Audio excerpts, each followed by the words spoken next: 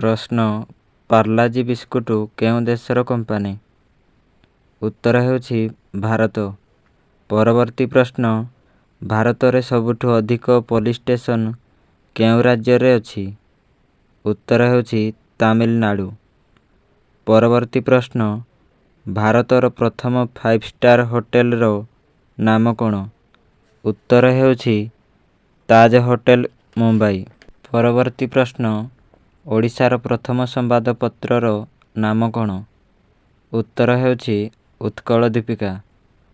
ପରବର୍ତ୍ତୀ ପ୍ରଶ୍ନ ଓଡ଼ିଶାର ପ୍ରଥମ କବିଙ୍କର ନାମ କ'ଣ? ଉତ୍ତର ହେଉଛି ଆଦିକବି ସାରଳା ଦାସ।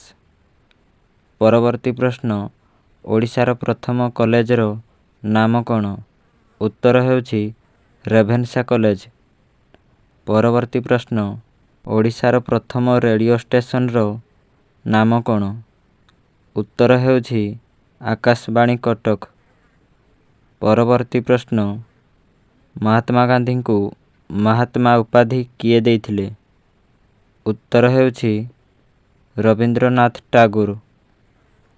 ପରବର୍ତ୍ତୀ ପ୍ରଶ୍ନ ଭାରତରେ ମିସାଇଲ ମ୍ୟାନ ନାମରେ କିଏ ପରିଚିତ? ଉତ୍ତର ହେଉଛି ଏପିଜେ ଅବଦୁଲ କଲାମ। ପରବର୍ତ୍ତୀ ପ୍ରଶ୍ନ ଓଡ଼ିଶାରେ ବ୍ଲାକ୍ ଡାଇମଣ୍ଡ ସିଟି କାହାକୁ କୁହାଯାଏ? ଉତ୍ତର ହେଉଛି ତାଳଚେର। ପରବର୍ତ୍ତୀ ପ୍ରଶ୍ନ ଓଡ଼ିଶାର ଉଚ୍ଚ ନ୍ୟାୟାଳୟ କେଉଁଠି ଅବସ୍ଥିତ? ଉତ୍ତର ହେଉଛି କଟକ। ପରବର୍ତ୍ତୀ ପ୍ରଶ୍ନ ପୃଥିବୀରେ ସବୁଠାରୁ ଉଚ୍ଚ ପର୍ବତ କେଉଁଠି? ଉତ୍ତର ହେଉଛି ମାଉଣ୍ଟ ଏଭରେଷ୍ଟ। ପରବର୍ତ୍ତୀ ପ୍ରଶ୍ନ ଭାରତର କେଉଁ ସହରକୁ ପିଙ୍କ ସିଟି କୁହାଯାଏ? ଉତ୍ତର ହେଉଛି ଜୟପୁର। ପରବର୍ତ୍ତୀ ପ୍ରଶ୍ନ ଓଡ଼ିଶାର ବାଣୀକ୍ଷେତ୍ର କେଉଁଠି ଅବସ୍ଥିତ? ଉତ୍ତର ହେଉଛି ଜଗତସିଂହପୁର। ପରବର୍ତ୍ତୀ ପ୍ରଶ୍ନ ଓଡ଼ିଶାର ଇସ୍ପାତ ସହର କେଉଁଠି ଅବସ୍ଥିତ? ଉତ୍ତର ହେଉଛି ରାଉରକେଲା। ପରବର୍ତ୍ତୀ ପ୍ରଶ୍ନ ମାନଚିତ୍ରରେ ନଦୀଗୁଡ଼ିକ କେଉଁ ରଙ୍ଗ ଦ୍ୱାରା ସୂଚିତ କରାଯାଏ?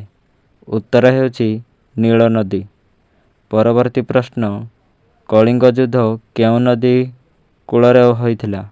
ଉତ୍ତର ହେଉଛି ଦୟାନଦୀ। ପରବର୍ତ୍ତୀ ପ୍ରଶ୍ନ ଭାରତର ସବୁଠାରୁ ପୁରାତନ ପର୍ବତମାଳାର ନାମ କ'ଣ? ଉତ୍ତର ହେଉଛି ଆରାବଳୀ ପର୍ବତ। ପରବର୍ତ୍ତୀ ପ୍ରଶ୍ନ କୋଣାର୍କ ସୂର୍ଯ୍ୟ ମନ୍ଦିର କେଉଁ ରାଜା ନିର୍ମାଣ କରିଥିଲେ? ଏହି ପ୍ରଶ୍ନଟିର ଉତ୍ତର ଏହି ଭିଡ଼ିଓର କମେଣ୍ଟରେ ଦିଅନ୍ତୁ। ଯଦି ଭିଡ଼ିଓଟି ଭଲ ଲାଗିଥାଏ ଭିଡ଼ିଓକୁ ଗୋଟେ ଲାଇକ୍ କରି ଚ୍ୟାନେଲକୁ ସବସ୍କ୍ରାଇବ୍ କରିଦିଅନ୍ତୁ।